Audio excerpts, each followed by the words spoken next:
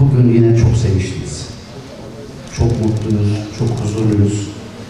Çünkü hemşehrilerimizi sıcak yuvalarına kavuşturmanın huzurunu ve mutluluğunu yaşıyoruz. Nitekim 12 gün önce buraya gelmiştik yine. Büyükşehir Belediye Başkanımızla. Bugün işlerimizi bitirip anahtarlarımızı teslim ediyoruz. Öncelikle hayırlı ve uğurlu olsun.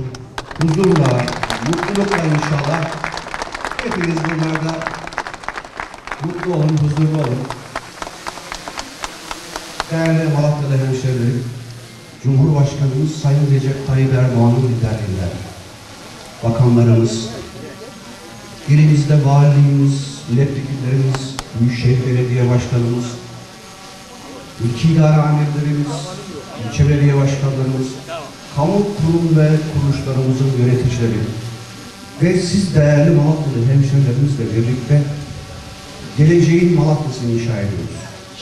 Bir taraftan depremde yuvaları yıkılmış olan hemşehrilerimizin sıcak yuvalarına kavuştururken, diğer taraftan da kentsel dönüşümle aslında cazibe merkezi, herkesin özlediği, beklediği yeni Malatya'yı inşa ediyoruz. Biz öncelikle burada gördüğümüz şey, birincisi devletimizin kudreti, ikincisi de şefkati. Bugün değerli arkadaşlarım 1130 konutu teslim ediyoruz. Diğer taraftan da 6-7 etaplarda da 2285 konutumuz devam ediyor. Onları da kısa süre içerisinde inşallah böyle güzel bir etkinlikle, faaliyette anahtarlarını teslim edeceğimizi buradan ifade etmek istiyorum. Cumhurbaşkanımız, liderimiz gerçekten bir sürü ekonomik sıkıntılara rağmen Malatya, deprem bölgesinde Malatya ile ilgili hiçbir kısıtlama yapmadan, gördüğünüz gibi bir yıl geçmeden bu konutlarımız ortaya çıktı. Bir yıl. Yani aslında bunu hep söylüyorum, 2 yıldır normalde işte süreç başladı ama bunu birkaç ortamda da söyledim.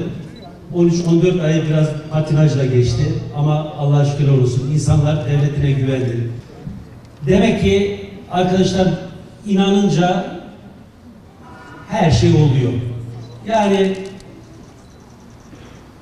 10 yılda, 20 yılda ayağa kaldıramazsınız diye hani biz 1 yılda ayağa kaldırırız dediğimizde bizle dalga geçtiler ama inanınca oluyor. Biz bunu biliyoruz, devletimizin gücünü biliyoruz. Allah devletimize zeval vermesin. Yaklaşmayalım. Abi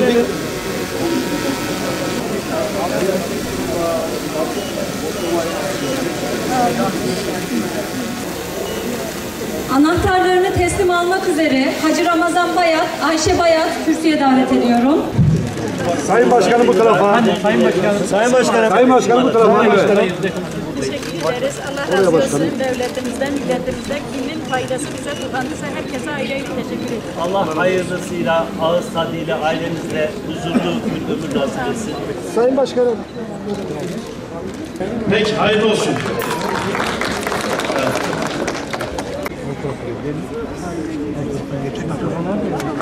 Çok güzel bir duygu. Rabbim herkese yaşatsın. Bekleyen herkesi İnşallah en kısa zamanda evlerine kavuşur. Bizim gibi bu duyguyu, bu sevinci onlar da yaşar inşallah. 9 aydır bekliyorduk ve sonunda beklediğimizi ulaştık. Valimize, belediye başkanımıza teşekkür ederiz. Evimizi aldık. 5. etaptayız. Allah'ımıza şükürler olsun. devletimizde, milletimizde kimin faydası bize dokandıysa herkese ayrı ayrı teşekkür ederim. Özellikle de Cumhurbaşkanımıza teşekkür ediyorum. Yıkıldı, 3 tane evim yıkıldı ama bir tane verildi. Sağlık olsun, devletimiz sağ olsun. Ben eski Malatya'da oturuyorum. Ondan sonra eskide bizim 3 tane evimiz vardı. 3 tane gitti, yıkıldı. Elhamdülillah canımız sağdır. Bir daha Rabbim bu afatları vermesin. Allah devletimizde razı olsun. Bugün bizi yine mutlu bir sıcak bir yuvaya kavuşturdu. Emeği geçen bütün teşekkür ediyoruz. Evet şu an konteynerden Allah nasip ederse sıcak bir yuvaya bu kışı inşallah orada geçirmeyi Rabbim nasip ederse orada olacağız. Çok memnunum. Allah razı olsun devletimizden, milletimizden, oluşanlara, yapanların, emek verenlere hepsine Allah razı olsun. Biz şimdi bundan aldığımızdan memnunuz. Çünkü orada şey kaldık, biz orada mahsur kaldık, ev gitti. Taşıdı gittik başka yerlerine 4 aile bir evden irade ettik. Fakat devletten hiçbir gün bir şey bize nasip olmadı. Çocuğumuzun, Ömer'in de, Şaban'ın da, Resul'ün de evlerini onları da yıkıldı. Onlar da evsiz kaldı. Şimdi onlara bekliyoruz. Onda inşallah çıkacak. İnşallah bize çıktığın gibi onlar da çıkacak.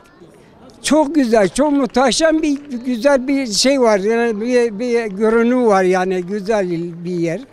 Gittik, baktık, dolaştık, geldik.